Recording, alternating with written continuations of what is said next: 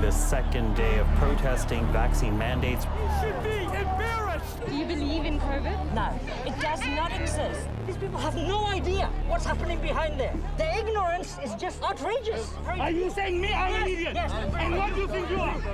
Now here's my vaccinated arm. What? No. No. Explain to me why the key sticks to me. Yeah, so if somebody can explain this. This isn't about a needle. The vaccine itself wanes. It's about power. You're a terrible reporter. About who we trust when the world is on fire. And if you think this is just medicine, you've already missed the point.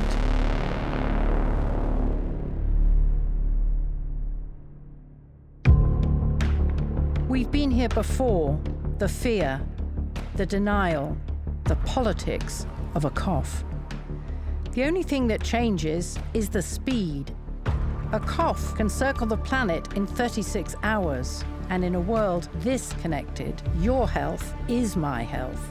We like to think we built a shield, systems, science, plans, but history says otherwise. Every time, it's the same pattern. Crisis, scramble, forget. The question is, do we survive the next round? Smallpox eradication was one of the greatest accomplishments of the human race. I'm sure there are literally billions of lives that have been saved as a result. For a moment, we got it right. The miracle of eradication. Children who never needed iron lungs. A planet without smallpox. The social contract held because we believe we were responsible for each other. We vaccinated them, and the outbreak stopped so fast that it took our breath away. Do you trust the CDC and the FDA? But trust, it turns out, is not a given.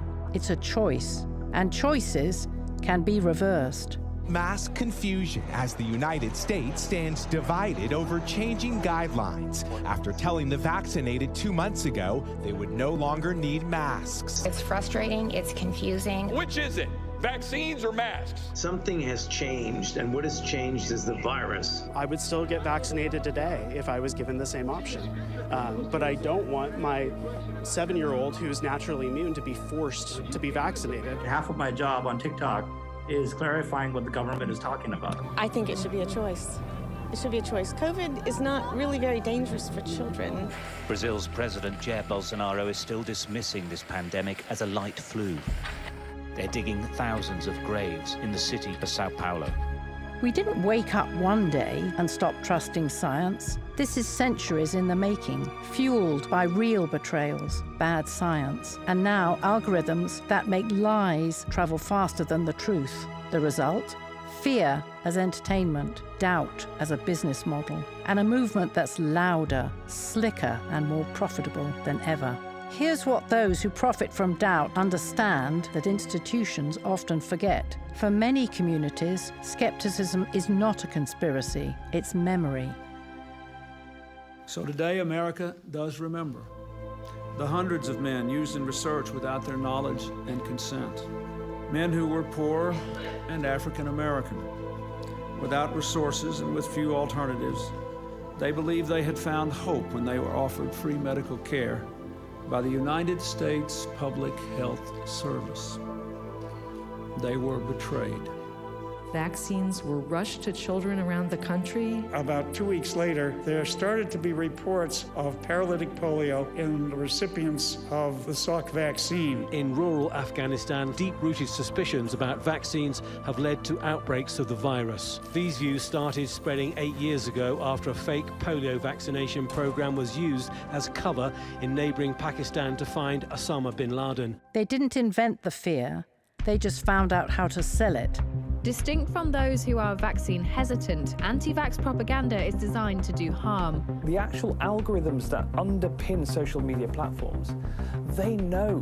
Once you've had one, you want to know more about it. And so they feed you more and more conspiracy theories. The disinformation doesn't. They all have large followings on social media platforms. Some accounts are even backed by large companies. Robert F. Kennedy Jr. is one of the disinformation dozen. Is it possible that your impulse to put a positive spin on things, maybe giving Americans a false sense. May work, may not work. I feel good about it. That's all it is, just a feeling. When herd immunity falters, the shield breaks, and what comes through is deadly. A single unvaccinated child can light the fuse. We're watching diseases we thought were extinct make a comeback. This isn't a history lesson. It's happening now. Where an unvaccinated child has died of measles. In 2025, West Texas had the first measles death in a decade, then a second, then a third. The children who died were not statistics. They were the proof of concept for what comes after trust collapses. The loudest argument against public health is freedom. It's not wrong that freedom matters. The question is whose freedom ends where? I think the mandatory vaccination program is actually quite draconian. If there's a minority that's vocal, that disagrees, God bless them, let them do that, but not on this ground. The call for safety zones around hospitals continues to grow. Broader public health initiatives, if you take them away, it's not going to harm everyone equally. I can't tell you how many, once I sort of explain my points in the data, they're like, oh, well, it doesn't matter because COVID is just going to affect the old and the elderly and the chronically ill. As if, you know, your grandmother's life is just not worth it anymore. The hardest conversations are the ones where the doubt is held not by trolls, but by grandmothers, by pastors. Shout out to MC Prep for being the least vaccinated school in Texas. By people who love their children and are afraid. For us here, pastors, they have huge followings, and whatever they say is taken as gospel truth. It's a minority spreading these false messages.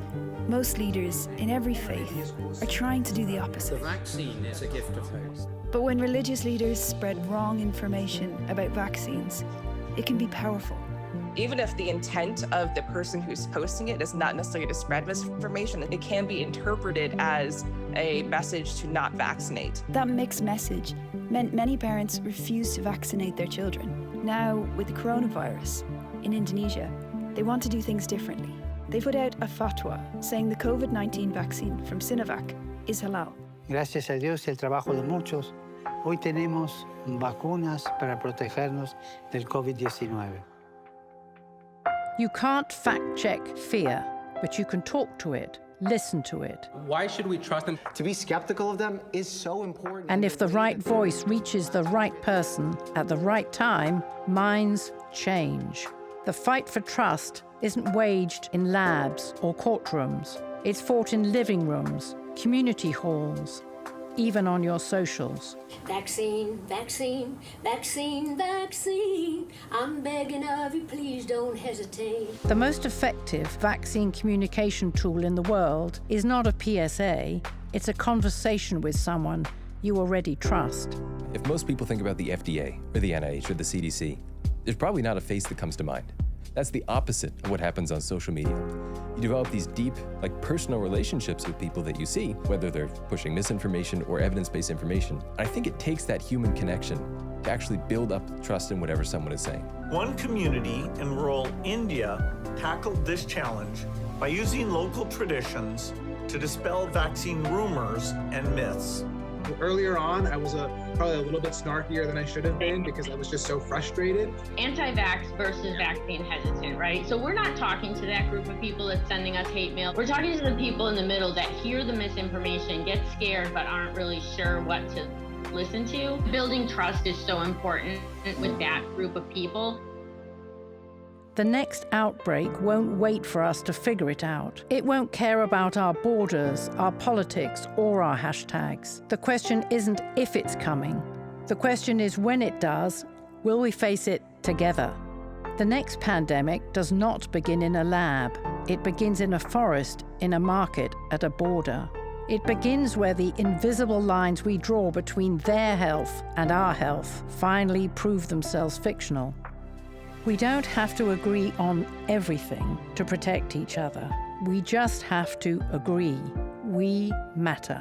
Mistrust can spread like a virus, but so can hope. The choice, as it has always been, is ours.